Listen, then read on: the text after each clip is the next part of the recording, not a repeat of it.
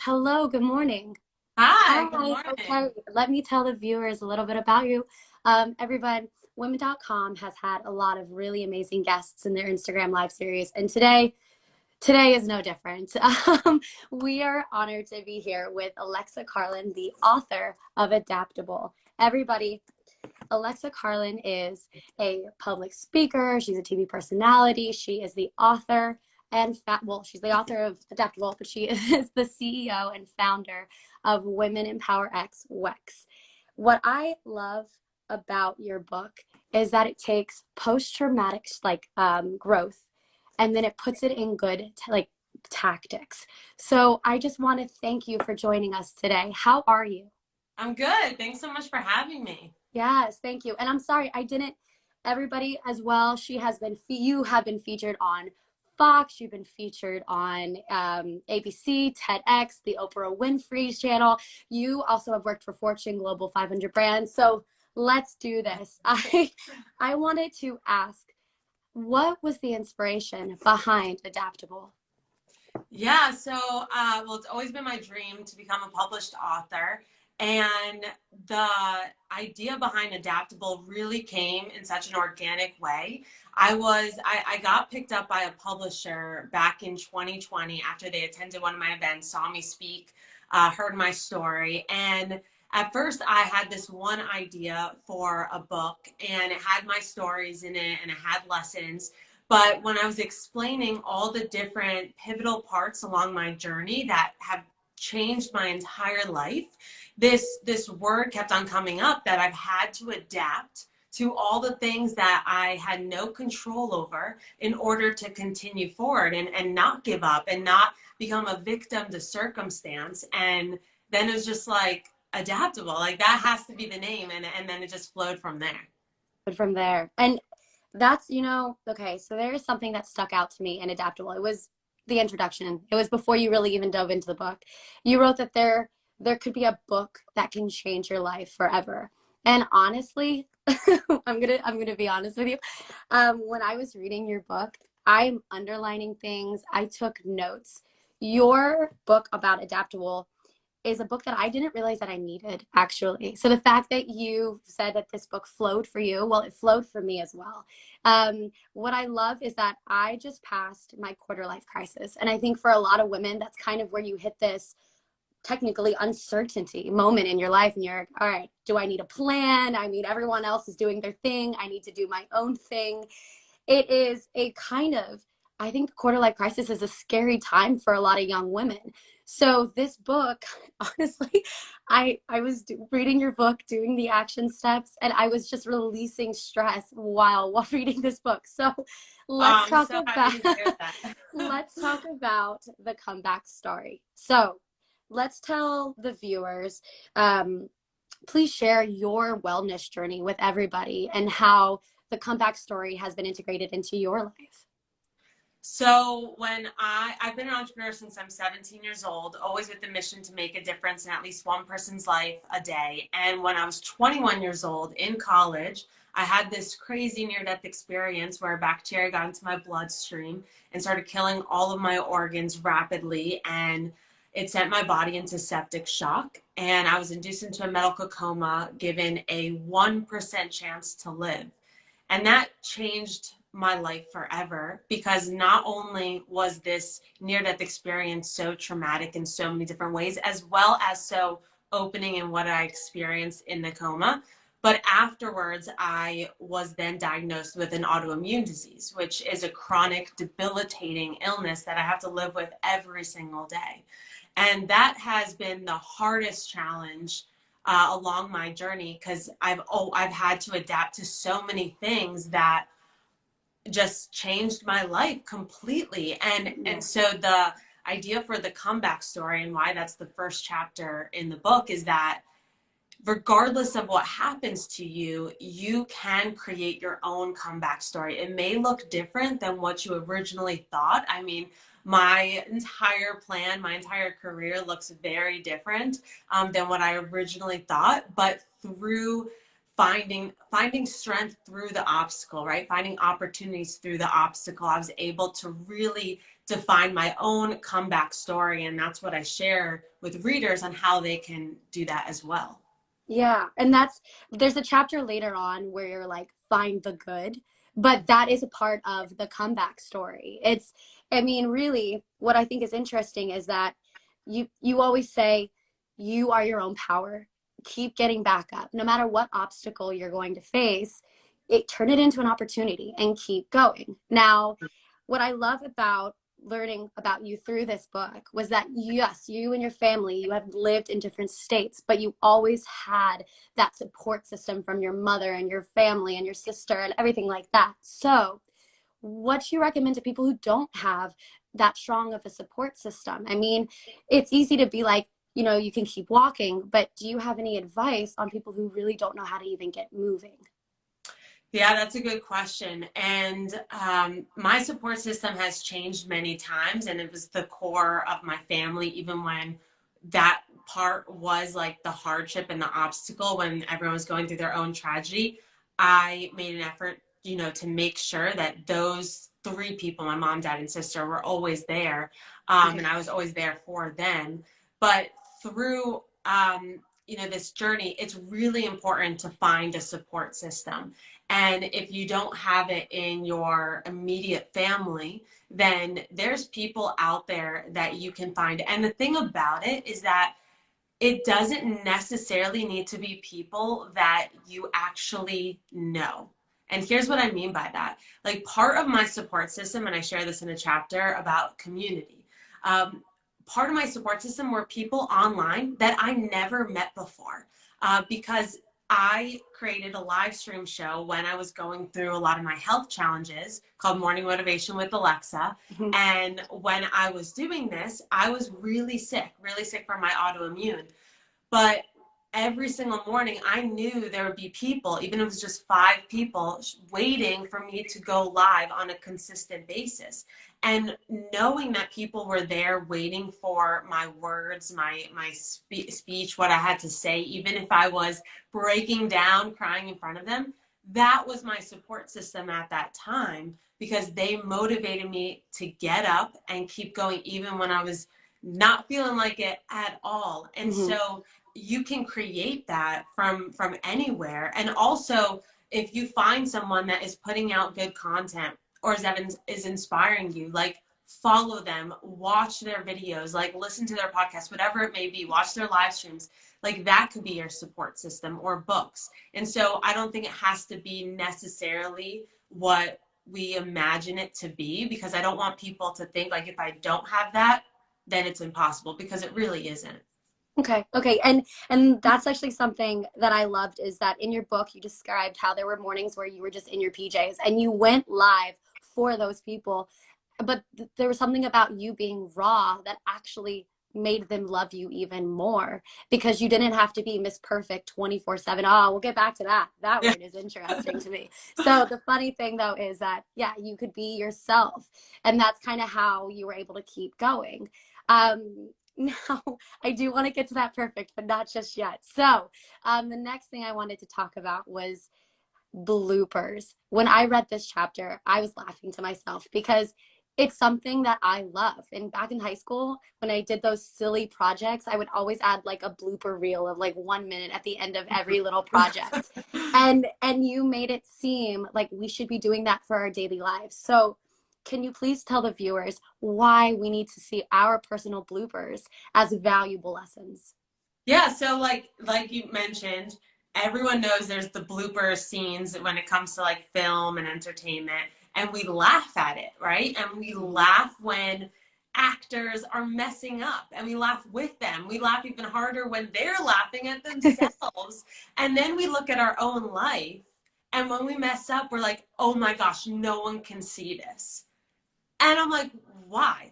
Why can't, right? We mess up in front of others. And I think that's one of the main things that holds so many people back from trying new things, from introducing themselves to new people, to trying to meet new friends, to going after a dream or a passion, is that they're going to fail or mess up in front of others. But that's the only way to learn and grow. And if you just shift your perspective, that's like a lot of the book is all about just a shift in thought, a shift in viewpoint. You just shift your perspective on what that mess up entails and see it as like you would see a blooper. We Yeah. can laugh with it. We can have fun during the journey and understand like the bloopers are usually the most like memorable part. I I found your story. I don't want to share too much because I do want like viewers to go and read this book. It's amazing. But your blooper, and you know exactly what I'm talking about, show it kind of gave you this, well, in your own words, it's you're finding your inner potential. It's kind of like you're unlocking something that you didn't know was there to begin with.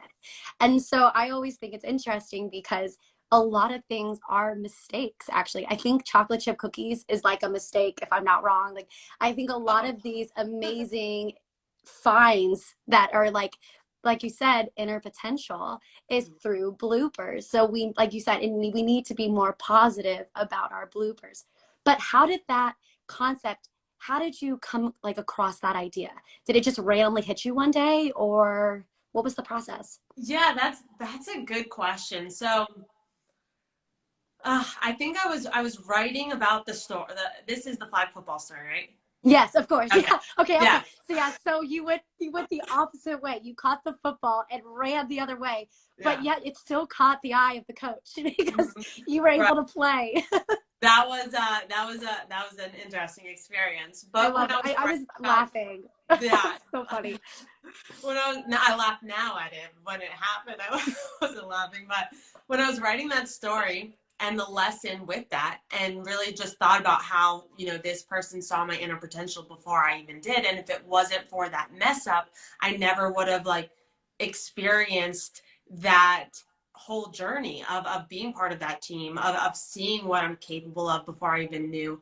And when I was describing it through the writing process, I just thought, this is very similar to bloopers. And I'm a big movie buff. Like I love movies, love them. And so I watch movies all the time and I just love the blooper scenes. And so maybe it was I just saw a movie the night prior or whatever it may have been, and I saw bloopers and it just like connected while I was writing.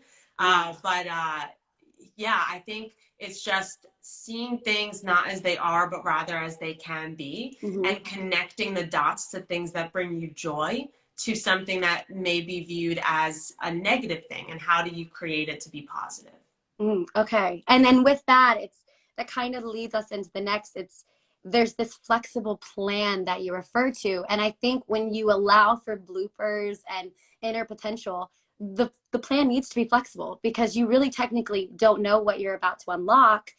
And then you kind of keep moving on. And I have to admit, I really resonated with the flexible plan. So let's talk about that. So you stated that we need to flow with the universe and we need to see this magic and let it take control and not us take control. So can you explain that to the viewers about letting the universe just fall into place?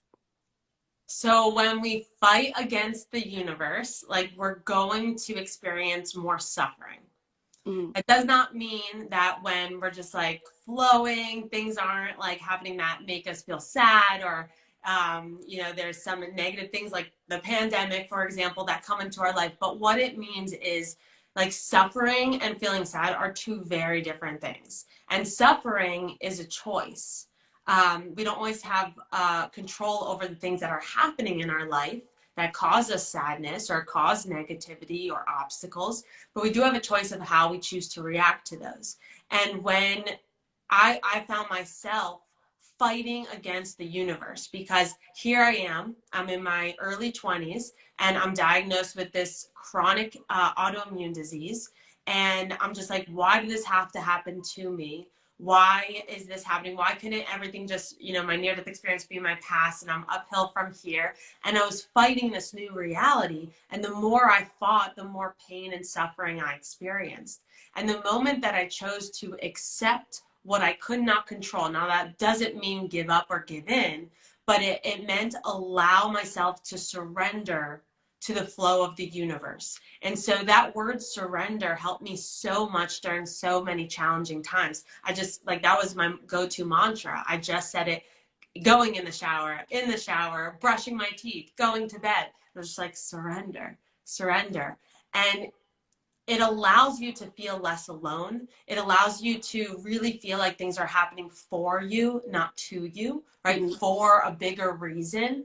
And it makes the journey a lot more fun, because I believe that in order to be able to experience our fullest potential, we have to allow ourselves to trust the journey. And then going back to like how I explain this in the book with the flexible plan. So I was in New York City, right? Mm-hmm. And I was growing a blog at the time called Hello Perfect. And we had this full plan on what to do for this experience called Fashions Night Out. And I was like, we have to mark everything off our plan. It was just like going to all the different stores in Soho and having this experience. And then it was so crowded, this one obstacle after the next. And I was like, there's no way we're able to complete all of these different things we wanted to do. And so I took my friend I was with I was like, let's just cut around the crowds and go down this back alley. And when we went that way, we saw the Marc Jacobs store, and a model who was like promoting his new perfume was standing outside and said, hey, I heard that Marc Jacobs is stopping by the store. And I was like, no way. And for anyone that doesn't know Marc Jacobs, he's like a huge, huge fashion designer. Huge. She's massive, massive. Okay, please continue. Right? Yes. And Marc Jacobs was like my favorite designer. And so we went into the store, and it was super, super small, this store. And so we did like one loop around. And me and my friend were like, we can't stay here. There's no way he's coming. This wasn't on the website promoting it. Let's just leave. And we were by the cash register at the time, which was like all the way in the back of the store. And all of a sudden I feel people pushing, and I turn around, and Marc Jacobs is standing right next to me, making his way behind the counter. And you'll have to read the book to figure out what happens, because the synchronicity of it all is insane. Like, so crazy. When you finish the story to that, it is crazy. Like, I won't, as you said, I will not finish the story because the viewers need to go read this. But the things that fell into place once you technically bumped arms with Marc Jacobs is just insane. But I do have a question for you, because in that chapter, you keep asking everybody you meet what's their definition of perfect, but you actually never say your own. So that's my question for you. What is your definition of perfect? That's a good question. And the reason I never shared it in the book is because my definition of perfect has changed so many times since starting my journey as an entrepreneur, as a woman. And I think that's the point of it, right? Mm-hmm. Is that throughout our life, we're going to see our definition of perfect differently. Like when I asked Alessandra Ambrosio, who's a Victoria's Secret model, her definition was her kids. I don't have kids yet. I'm sure that's going to be my definition one day in my life.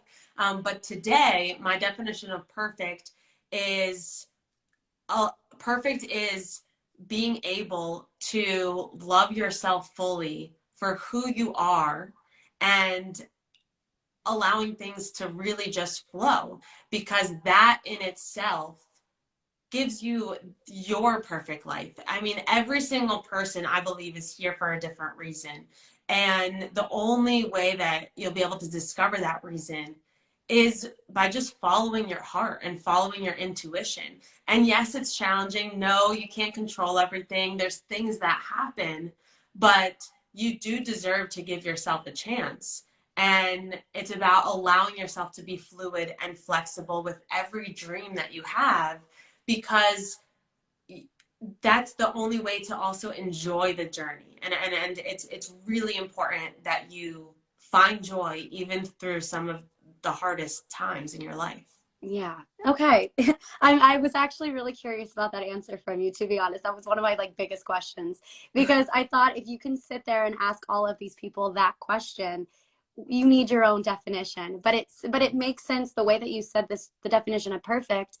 It's pretty much your story. I mean, it's like letting the universe, as we've said, letting it take over and flow with it.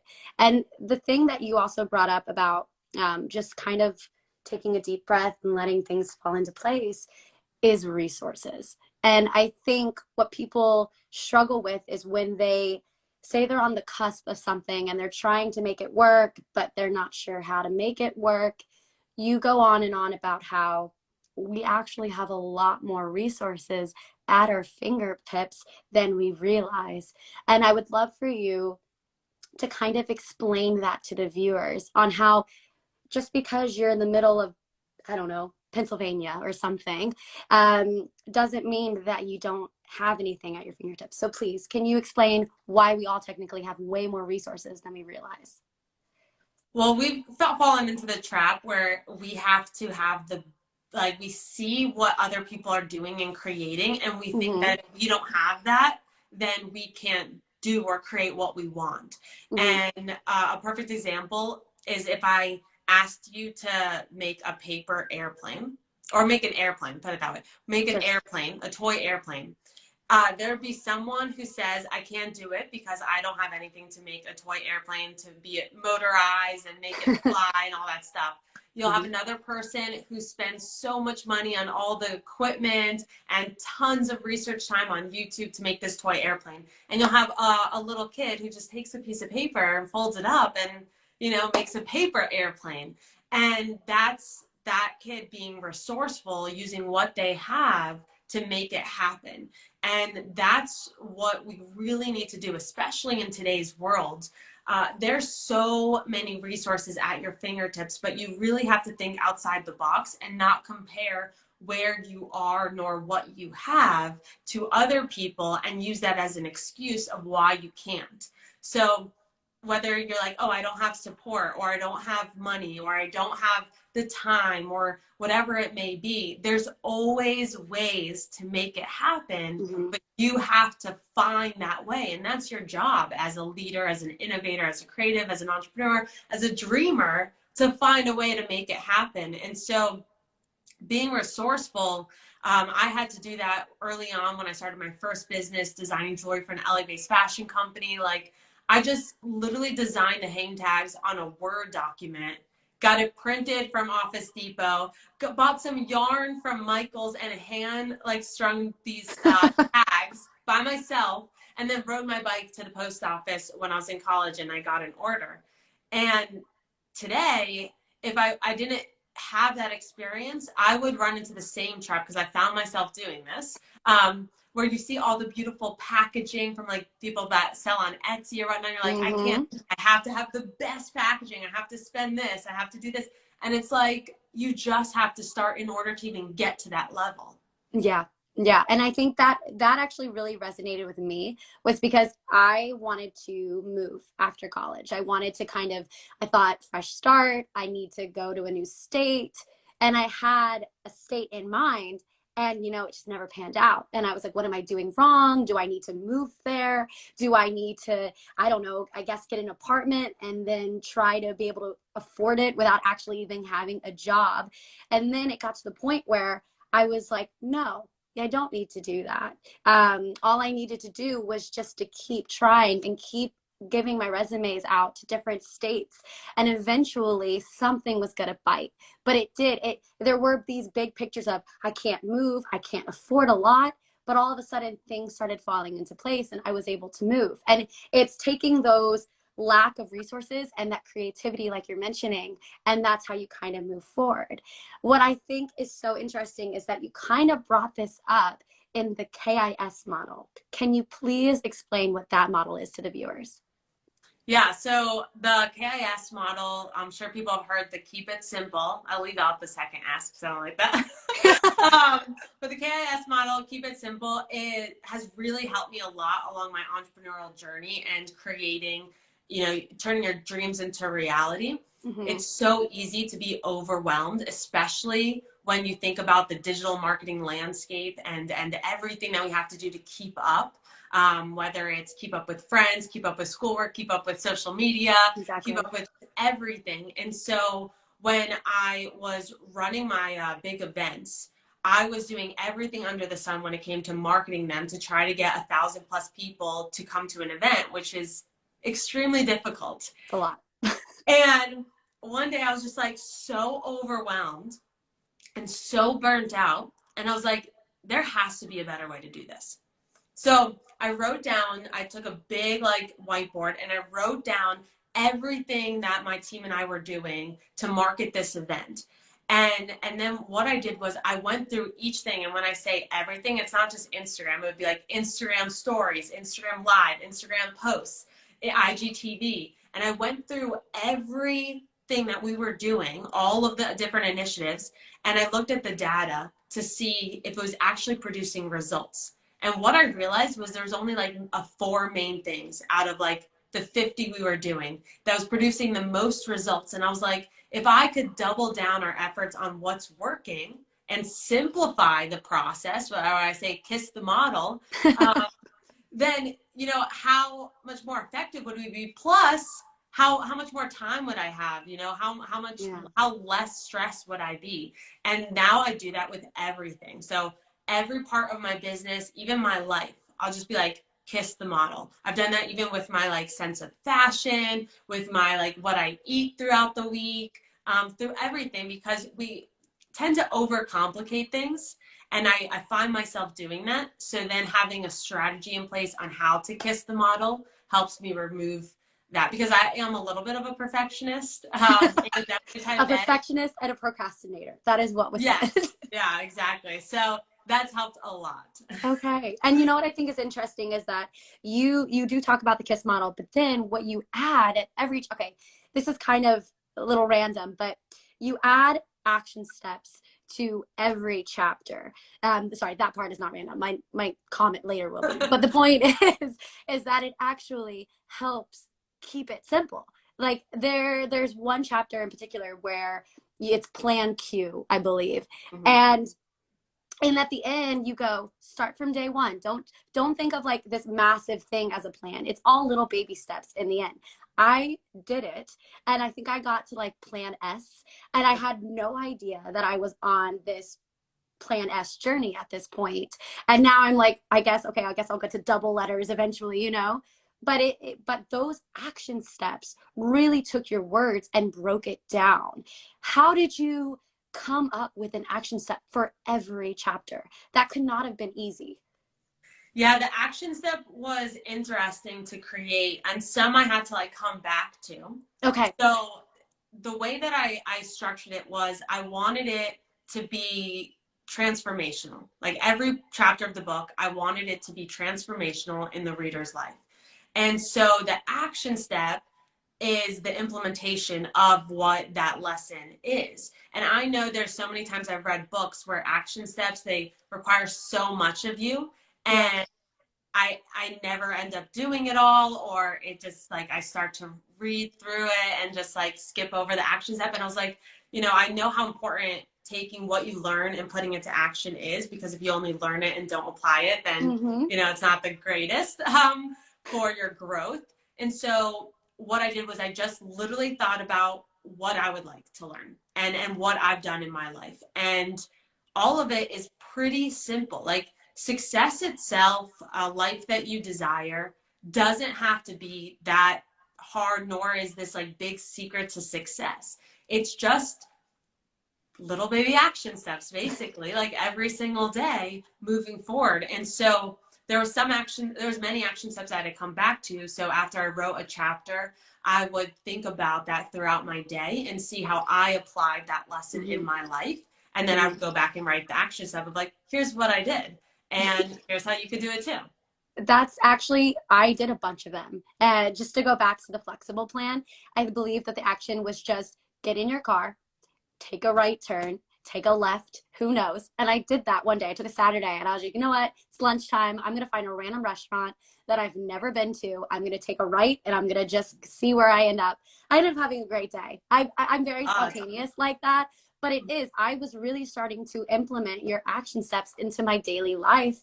And it was so calming. It was so calming to just know control and just to see what happens. I think it's so easy to be like, okay, if I do this, this will be the outcome.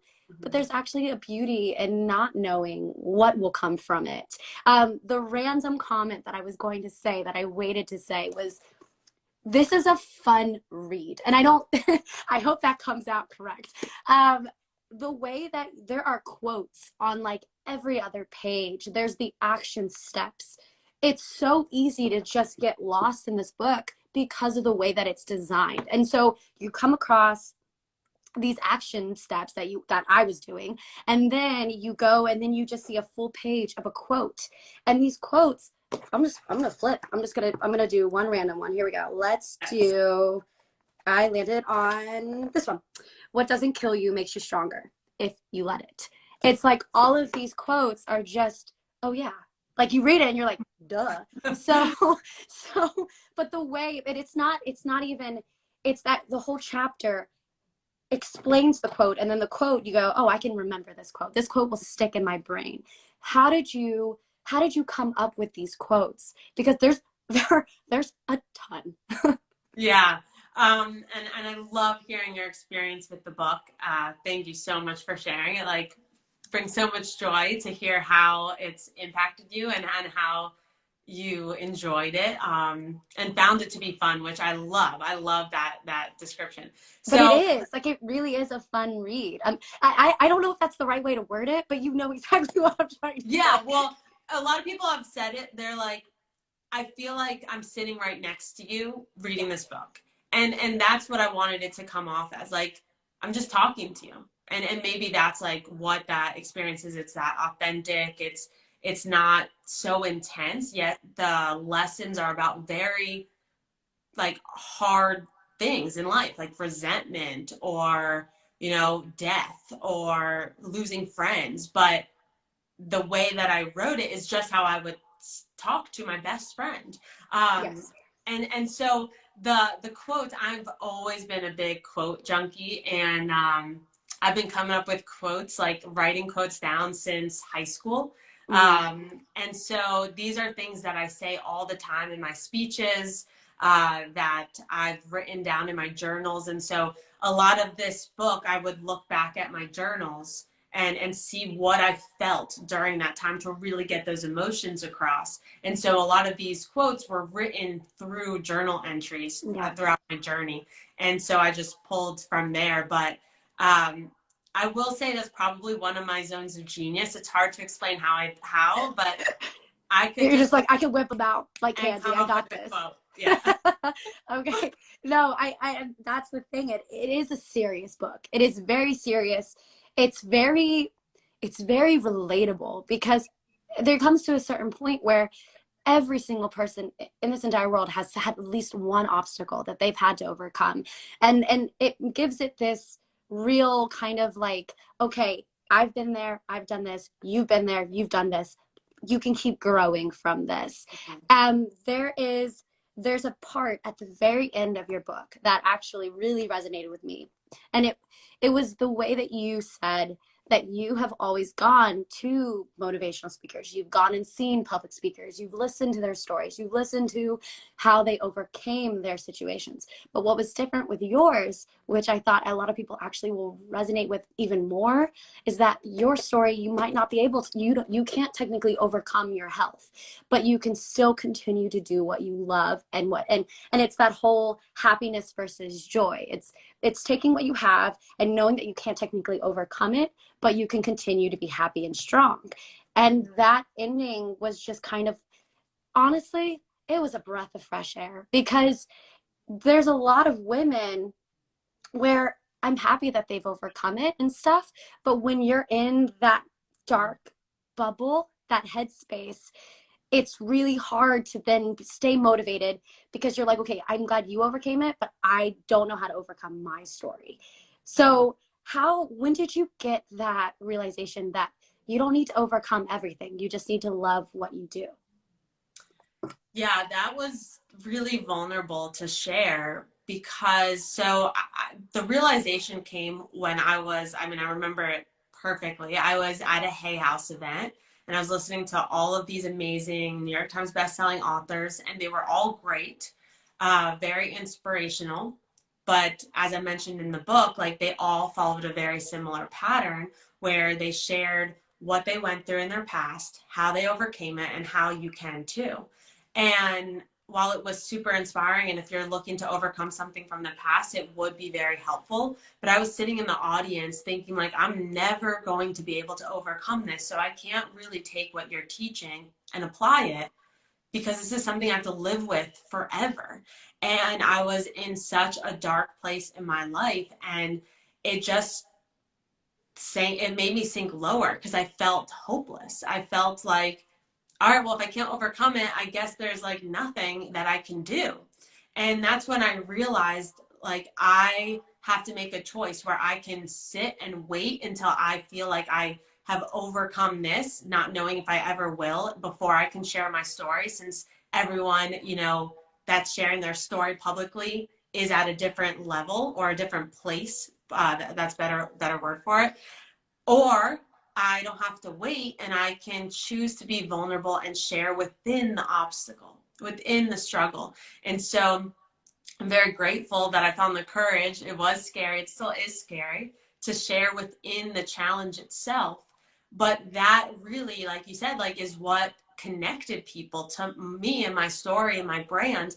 It's showing that you don't have to have everything quote unquote perfect. You don't have to have overcome all of your obstacles to inspire others or to achieve your dreams and goals. If anything, it allows you to relate on that deeper, more empathetic level. And so I chose to share, like, hey, I'm still going through all of this. I did not overcome it, nor will I ever be able to truly overcome it.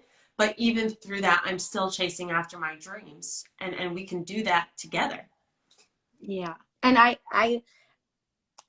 think that your book, it's amazing that it is out. It is a book that many people will relate to. Personally, I feel like I definitely needed this story. I needed this book. It's something where, I don't know, I feel like sometimes you don't really realize what you're going through. I don't know if people relate. This could be a personal thing, but it's where like you just feel down, but you're not really sure why. And then once you start, that's why I'm grateful for your book, because I was reading it and I was like, wow, okay. I was doing the action steps and I was kind of like relieving stress that I technically didn't even know that was still on my shoulders, or resentment that I didn't really know that I still had. And those action steps started making me feel better as a person. And that's why that's why women.com, me, everyone on this team is so excited to have spoken with you today, is because we really do believe there's a magic to your book. There's a magic to the memoir. And we're honored to be sharing this with our viewers, and to be pretty much, this is the perfect thing to read for the New Year's. It is so motivational. It is so what is the word? It is what people need to read to start 2022 on the right track. I know that I need to start wrapping this live up, but I do want to ask one final question. I always ask this question. Do you have any final advice or anything you would like to share with our viewers who have tuned in today, before we end this live? Yeah. Oh, well, one, I feel like I need to take you around with me and like just I promote the could do book. it a public speaker. No, that's so. I so appreciate all of your words. I truly do. So last piece of advice for people watching.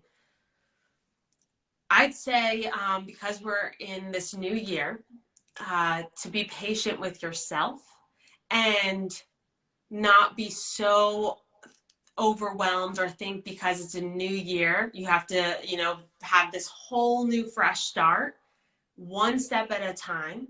And always, always, always look within when you are seeking the answers, because you truly know what is your calling, what is best for you. And as the beginning quote to my book, it reads that for a long time, I was searching for the light at the end of the tunnel until I finally realized the light was within me all along. And so remember, the light's always right inside of you, and it's your job to unleash it. Now, don't be mad, but I realized I did ask the final question, but the light in your tunnel. Where are you now in life? Before I let you go, where are you in life? How is your journey? Just so that viewers know that there is really the light at the end of the tunnel. So I am at the healthiest I've been since all of this happened. So for the last 8 years, I'm at the healthiest I've been. I'm the happiest I've been. I find joy in just every single day things, because I have so much perspective now on what really matters and what's important, and I have tools and different things to help me find that joy, or help me get out of that funk, even if I don't know what that funk is. Like, I still am a human being, I still have my days, but as I mentioned in the book, if you can have more happy days than sad ones, I mean, that's when you start to feel real joy. Mm-hmm. And I've found the courage to open my heart, so I'm engaged. Congratulations. Thank you. I'm getting married this year. That was really hard. Definitely hard to be able to be vulnerable with someone, especially with my health challenges.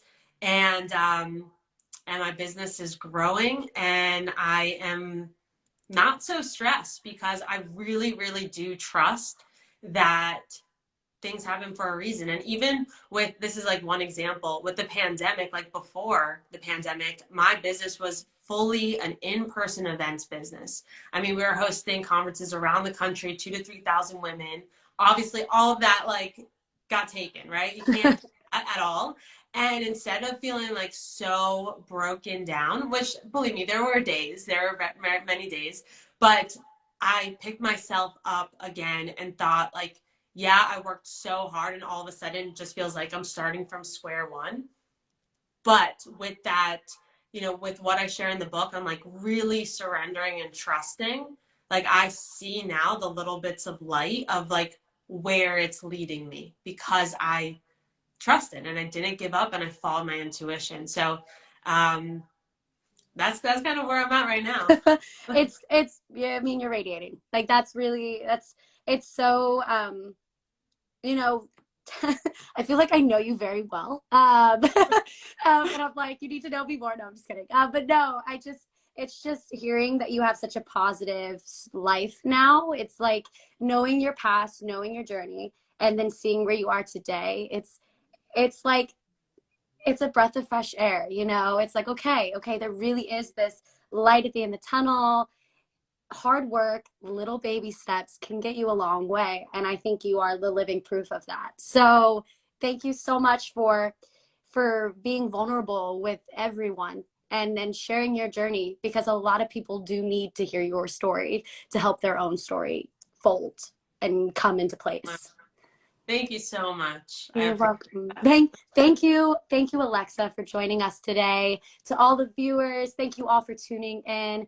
Happy New Year, and I hope you have a beautiful wedding. Thank you. Thank you. Bye. Thank you all. Have a good one.